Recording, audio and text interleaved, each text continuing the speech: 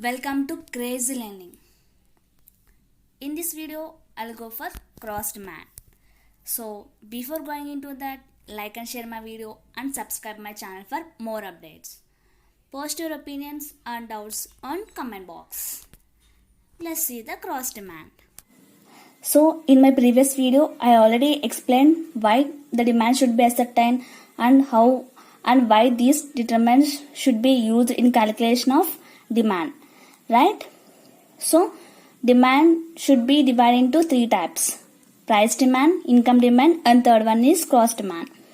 So, in my previous videos, I already explained about price demand, income demand. So, in this video, I'll go for cross demand.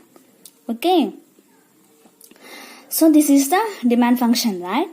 So, in cross demand, the demand and the price of related goods both should be taken, and only the relationship between the demand and price of related goods should be taken in cross demand. So here Qn equal to demand of a quantity and PR equal to price of related goods. So only the price of related goods should be changed here, and all the remaining determinants should be constant here, like price of the commodity, income, taste and preference, other factors should be constant here. Only the price of related goods should be changed here. So, cross demand explains the relationship between change in demand for a commodity due to change in prices of related commodities. It means if the price of related commodities change, it will lead to change the demand. So, how will it will change the demand? Let's see. So, here related commodities can be divided into two types: substitutes and complementary goods. So, let we discuss each one in deep. Okay. First, substitutes or alternative or competitive goods. It means when one commodity can be easily substituted for other. So, it is called substitute good. So, in case of one good, you can use another good as a substitute in substitute goods. For example, coffee and tea. So, instead of tea, we use coffee as a substitute, or instead of coffee, we use tea as a substitute. Okay. Next. The change in price of one commodity will affect its substitute commodity demand. So, it means if the price of one commodity will affect the demand of its substitute commodity. So, how it will happen? Let's see. For suppose at starting the price of tea and coffee should be same. There is no change. Okay. So after some time the price of tea increases.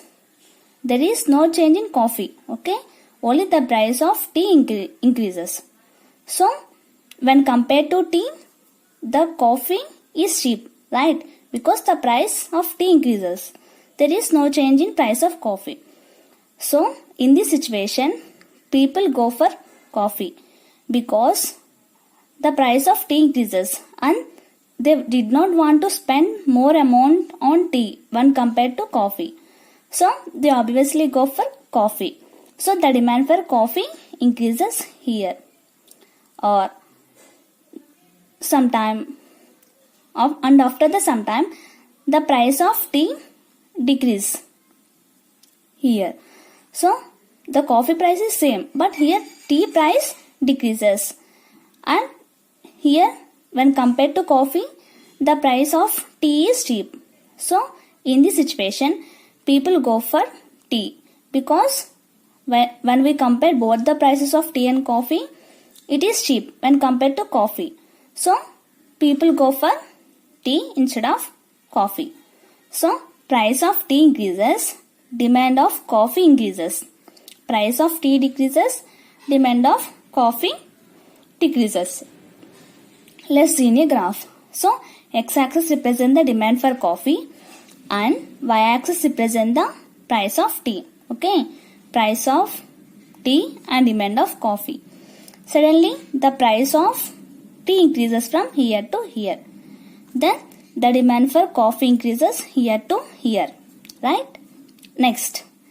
And the price of tea decreases here to here. the demand also decreases from here to here. So this is the demand curve. It slopes upward from left to right. And in case of substitute, there is a positive relationship between the price and demand. It means price of tea increases, demand for coffee increases. Price of tea decreases, demand for coffee decreases. So in case of substitute goods, price of tea increases, its substitute good demand decreases. Okay, this is all about substitute goods. Next, go into the complementary goods. So goods which are consumed together or simultaneously is called complementary goods. It means two goods are used together. So without one there is no use of another. For example, bread and jam. So these two are used together, right? Let's see. The change in price of one commodity will affect the demand of its complementary good. It means, for suppose the price of bread change, it will affect the demand of jam. See how it will happen. Suddenly the price of bread increases. So in this situation, people are no more to purchase the bread because they are afraid of the price of bread, and they also some people decrease their purchasing level on bread. In that situation, the jam demand also decrease because without bread the jam not used more, right? So obviously they decrease the purchasing power of jam. So the demand for jam also decreased gradually. Or in other case, the price of bread decreases. So here people are happy in the decrease of price of bread and they go for bread. Then they also go for jam because jam is a consumed good. So they both are consumed together, right? It is a simultaneous product used for bread. So they consume and they purchase more jam. So the demand for jam will also increase here. So in case of complementary goods, price of one commodity will decrease, the complementary good demand will increase. Right? Let's see in diagram. So here x-axis represent the demand for jam and y-axis represent the price of bread. Okay.